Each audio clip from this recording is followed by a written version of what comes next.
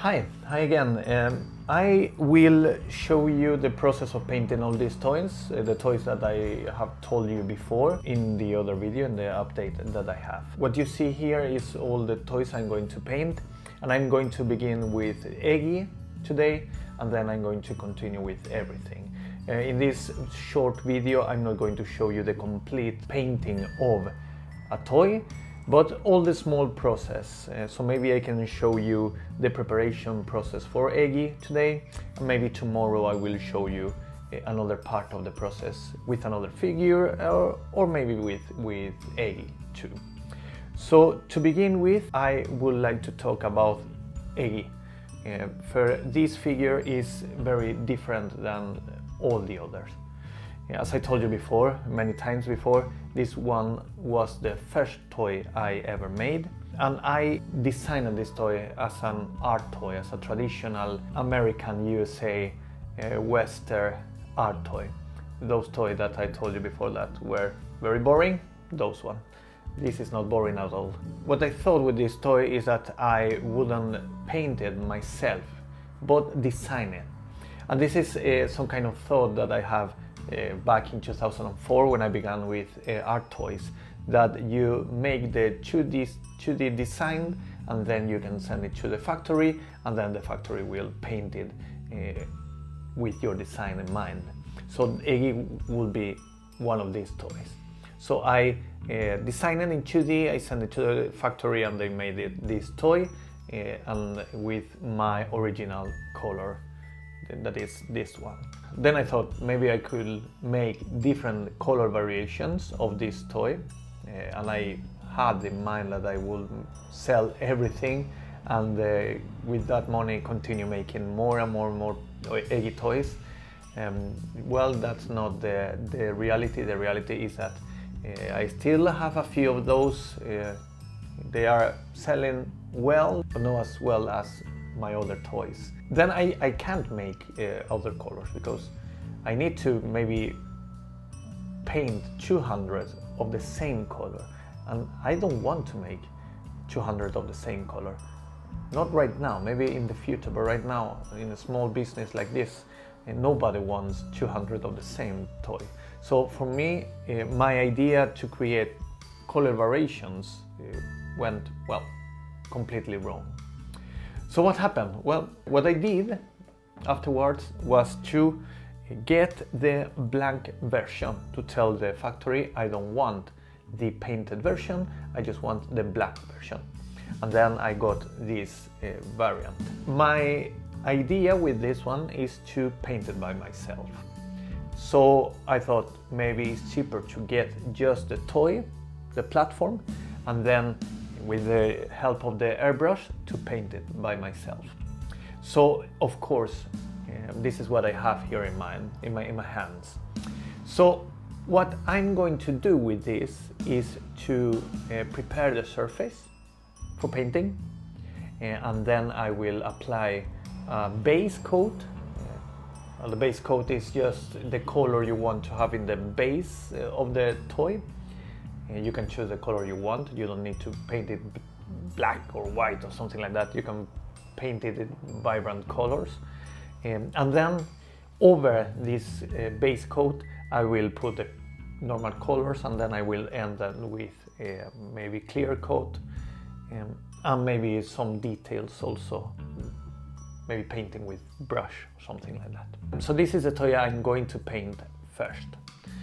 Before I do, I would like to talk about the toy itself, the form of the toy itself, because this is very different from, for example, this one that I have here. This one that I have here is Bonnie. I'm not sure if you see the difference. This one, Bonnie, is a Sofubi toy. It's made in Japan, and is made as a, well, two-piece toy, and in a different manner than Eggy. Eggy is a more complicated toy. It has a backpack that is made by itself. It has two hands that is made by itself, and then two legs and two shoes. So those things, those parts are made separate, and then they put it together in the toy. the toy form. The problem here is that to paint all these details I will need different kind of painting mask. And I didn't thought about that in the beginning. I thought that, well, this is something that the factory can make for themselves when I send them the color design for the different designs of Eggy. So I don't need design, I don't need mask, as I did with the other toy. Then in my other toys, for example with Bonnie, I did my masks for the painting masks. So I thought from the beginning that I wanted to paint those by myself. The problem with the painting mask is that, of course, those are very expensive. Maybe one of these costs $300 or something or more. You never know how much. And the problem with this one is that maybe for each detail you will need only one. So you need to balance. Do you want a painting mask or not? For Bonnie, I thought, yes, I will need painted mask because, well, I don't need so many. But because I didn't thought about that in the beginning, then I didn't get any painting mask with Eggy. So what I need to do is, with my own pulse and with my own airbrush, paint everything by hand. And that means that I need to paint the small arms with the airbrush. I need to paint the backpack with the airbrush. I need to paint the eyes. I need to paint each, well, feather from the body, the shoelaces, the foot, everything with the airbrush.